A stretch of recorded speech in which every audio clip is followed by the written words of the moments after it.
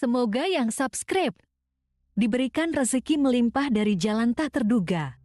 Dan yang like komen, dimudahkan jalannya menuju surga di hari akhir nanti. Siapa yang tak mendengar nama Qorun? Qorun adalah seorang sosok kaya raya di zaman Nabi Musa, tapi namanya melegenda hingga sekarang.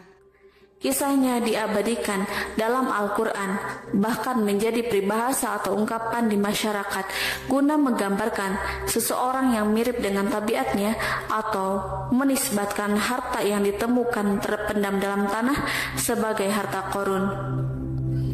Qorun adalah miliarder kaya raya yang hidup sejaman dengan Nabi Musa. Saking kaya rayanya, Qorun setiap kali keluar dari rumahnya, ia didampingi dengan 300 pelayan laki-laki dan 300 pelayan perempuan.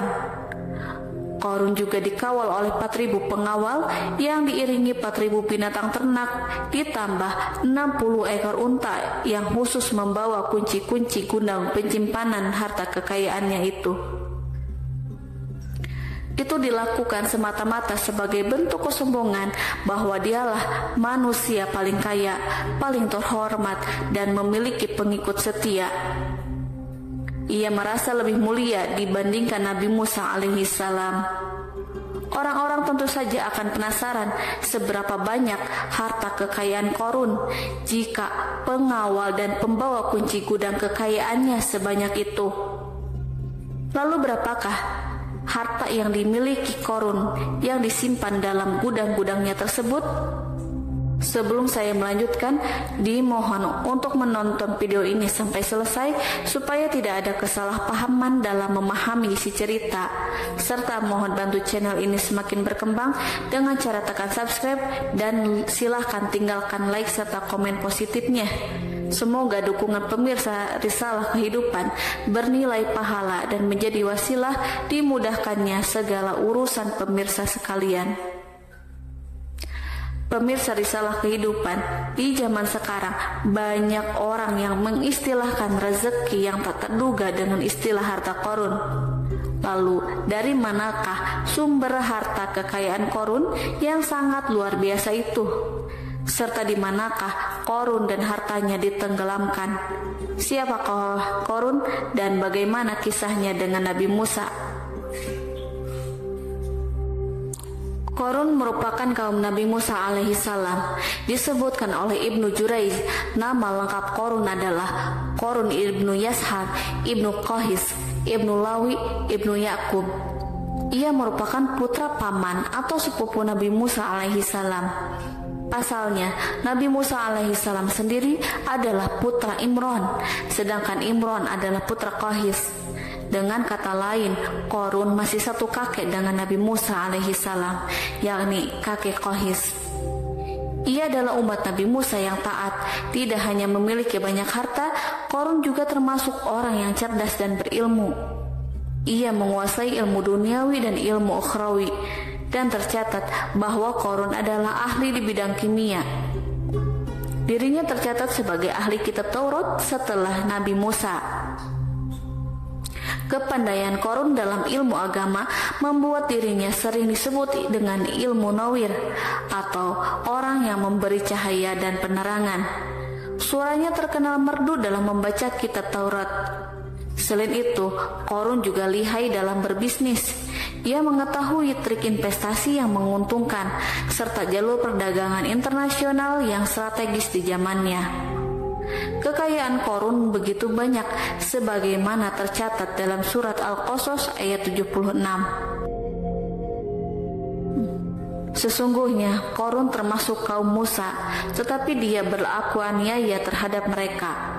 Kami telah menganugerahkan kepadanya pembendaharaan harta yang kunci-kuncinya sungguh berat dipikul oleh sejumlah orang-orang yang kuat.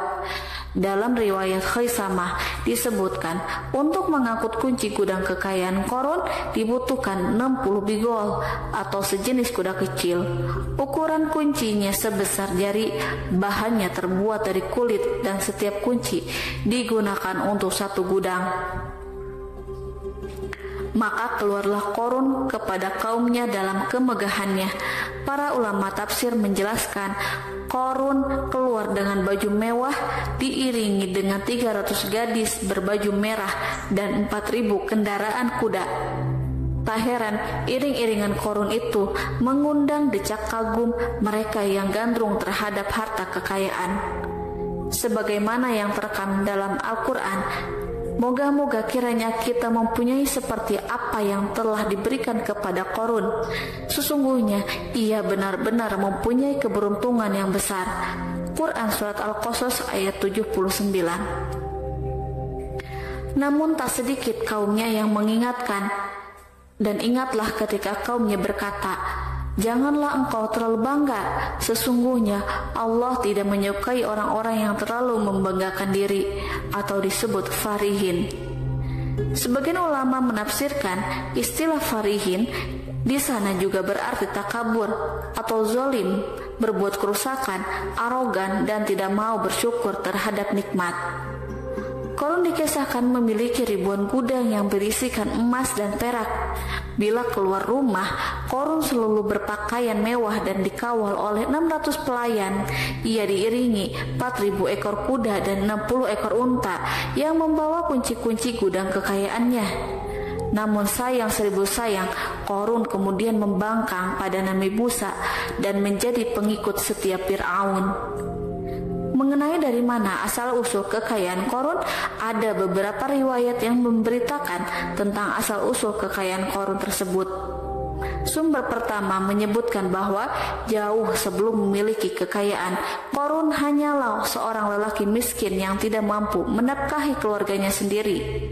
Anaknya sangat banyak. Lalu suatu hari ketika Qarun datang kepada Nabi Musa, ia meminta Nabi Musa alaihissalam untuk mendoakannya agar Allah memberikan harta benda yang banyak. Qarun juga meminta Nabi Musa mengajarinya ilmu kimia dan ilmu-ilmu kehidupan lainnya. Qarun dikenal sebagai orang yang soleh dan mengikuti ajaran Ibrahim dengan baik, sehingga tanpa pikir panjang Nabi Musa alaihissalam menyetujui permintaannya. Allah Subhanahu wa Ta'ala mengabulkan doa Nabi Musa. Qarun diberikan kecerdasan luar biasa dan menguasai ilmu yang telah diajarkan kepadanya. Qarun menguasai teori dan praktik pembuatan emas permata dan beragam perhiasan mewah lainnya. Ia juga pakar dalam ilmu arsitektur rancangan bangunan, penataan kota, dan lain sebagainya. Tidak lama setelah itu, hidupnya berubah. Qarun pun hidup dengan bergelimang harta. Ribuan gudang yang dimilikinya penuh dengan emas dan perak. Namun sayangnya, keberuntungan yang didapatkannya membuatnya gelap mata. Qarun mulai hidup dengan penuh pamer, keangkuhan, dan penuh kesombongan. Kekayaan yang telah diberikan oleh Allah Subhanahu wa Ta'ala membuatnya lupa dengan Sang Maha Pemberi. Qarun merasa lebih terhormat dan mulia dibandingkan Nabi Musa. Ia pun akhirnya membelot dan durhaka pada Nabi Musa.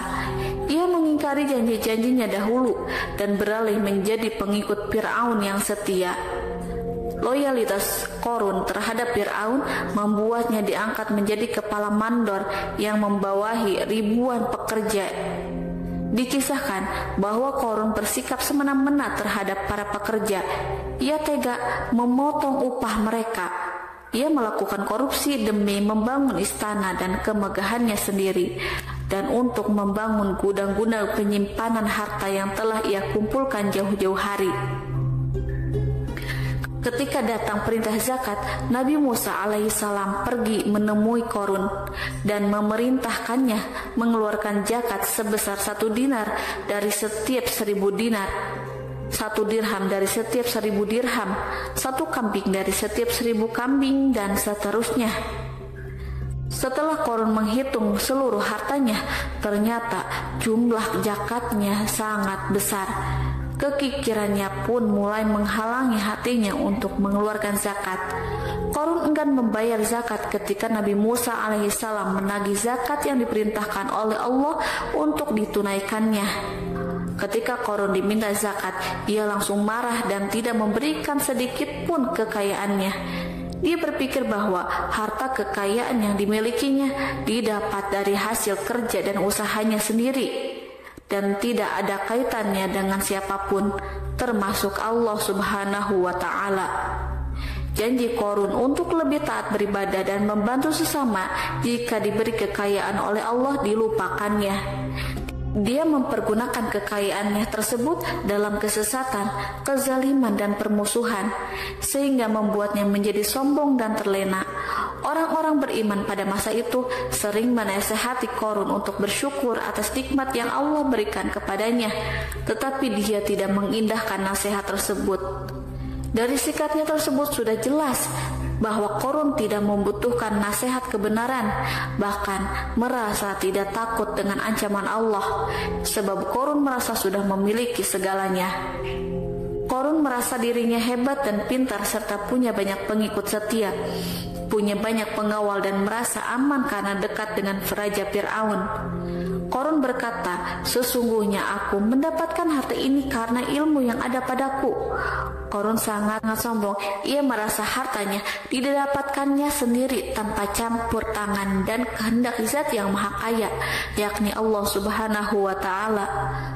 Apakah Korun lupa ataukah ia tidak tahu bahwa Allah telah membinasakan orang-orang sombong sebelumnya, yang bahkan lebih kuat darinya, yang lebih kaya darinya, yang lebih banyak pengawalannya, lebih kokoh dan tak terkalahkan dibanding dirinya?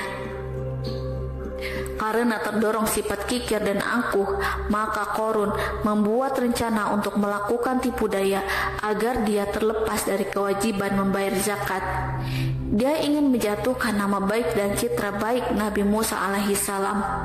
Kemudian dia mengumpulkan tokoh-tokoh konglomerat Bani Israel. Ia berkata kepada mereka, "Wahai saudara-saudaraku, terhadap apa yang diperintahkan Musa untuk membayar zakat, apakah kalian akan mematuhinya? Sekarang dia hendak mengambil harta yang ada di tangan kalian, maka pikirkanlah suatu cara untuk menghindari perintahnya." Para pembesar-pembesar yang dipanggil kemudian menjawab, "Wahai paduka Korun, engkau lebih besar daripada kami. Kami akan melakukan apapun yang kau inginkan." Korun pun berkata, "Datangkanlah kepadaku wanita cantik. Aku akan memberinya hadiah besar jika ia berhasil menggoda dan memfitnah Nabi Musa."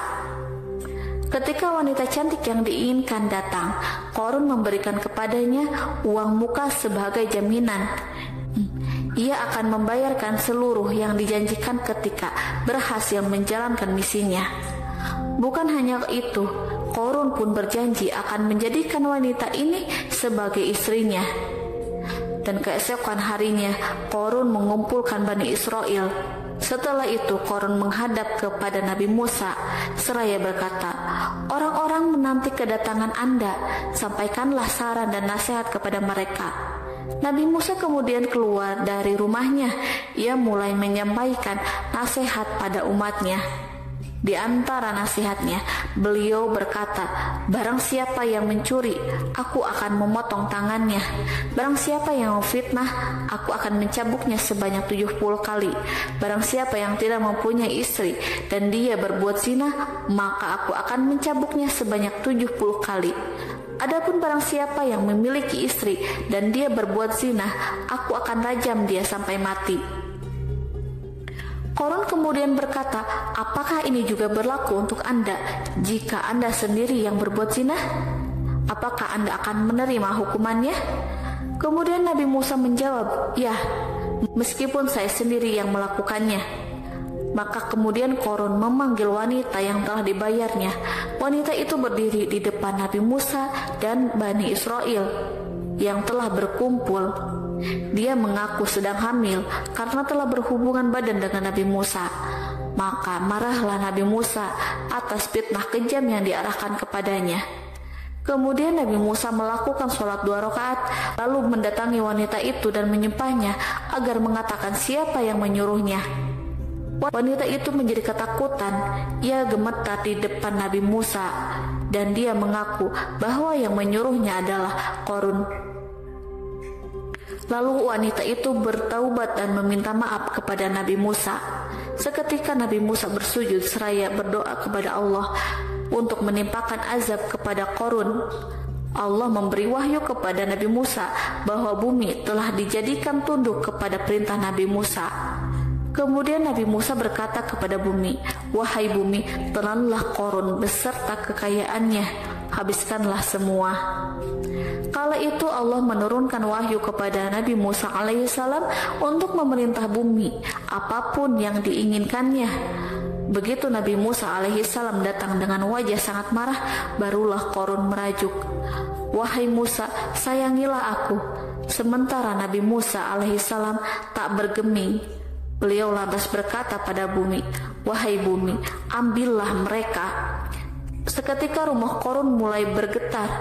Qarun dan antek-anteknya mulai dibenamkan hingga bagian lututnya. Rumahnya ikut turun sedalam lutut. Qarun kembali merajuk, "Sayangilah aku Musa." Rumahnya kembali berguncang. Kini Qarun dan kawan-kawannya kembali terbenam hingga bagian pusar.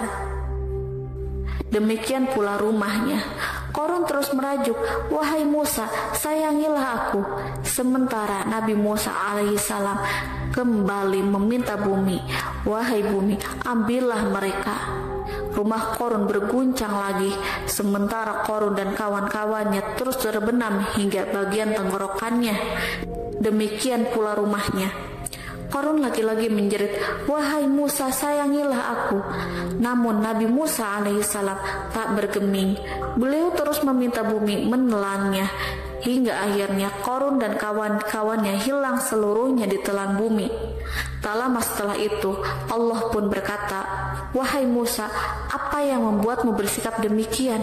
Padahal demi kemuliaanku, andai dia Qarun berdoa kepadaku, niscaya aku akan rahmati.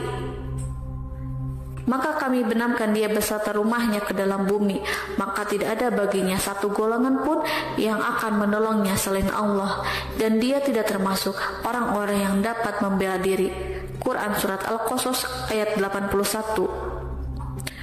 Lalu di manakah lokasi ditenggelamkannya Qarun beserta harta bendanya?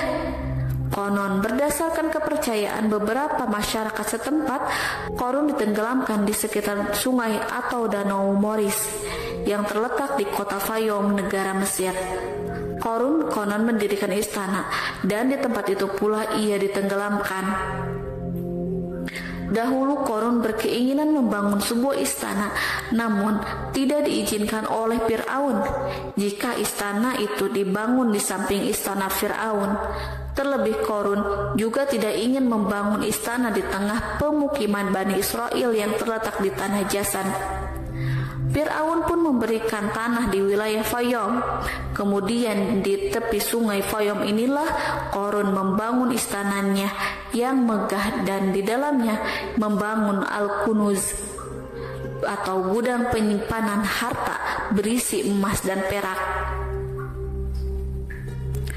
Salah satu bukti arkeologis yang dapat dijumpai di lokasi tersebut adalah runtuhan bangunan yang diduga sebagai tempat tinggal Qarun yang berjarak sekitar 2 km dari Danau Qarun. Menurut beberapa sumber, bangunan yang masih berdiri kokoh tersebut adalah benteng yang dibangun oleh Qarun. Namun, ada juga yang mengatakan bahwa bangunan tersebut adalah tempat tinggalnya. Wallahu a'lam bishawab.